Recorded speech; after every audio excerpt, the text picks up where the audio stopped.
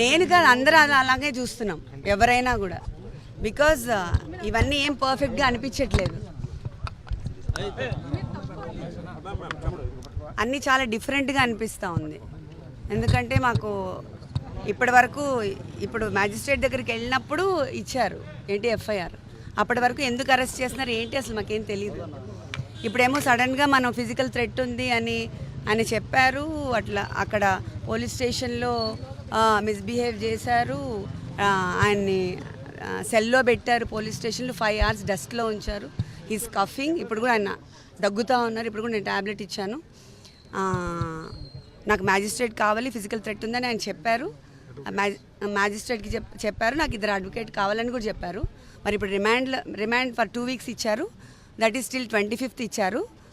కాబట్టి ఇప్పుడు ఎక్కడ తీసుకెళ్తున్నారో కూడా మాకు తెలీదు. ఆయన తీసుకెళ్లారు మరి. సో ఏం చెప్పలేదు, మధ్యాహ్నం వరకు కాదు, ఇప్పుడు ఆయన లోపలికి వెళ్ళే వరకు కూడా ఏం చెప్పలేదు. ఆయన తీసుకెళ్లారు లోపల.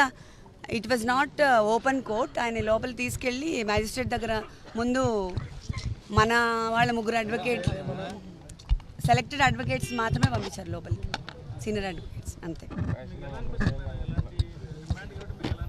నాకు అనిపించింది కాదు, బట్ ఎవ్రీవన్ షుడ్ థింక్ కదా. ఇదంతా చాలా డిఫరెంట్గా అనిపిస్తుంది నాకైతే. అంటే అన్నీ ఐ మీన్ లా ప్రకారము అలా వెళ్లకుండా ఏదో డిఫరెంట్గా కన్ఫ్యూజన్గా సంథింగ్ కావాలనే చేస్తున్నట్లుగా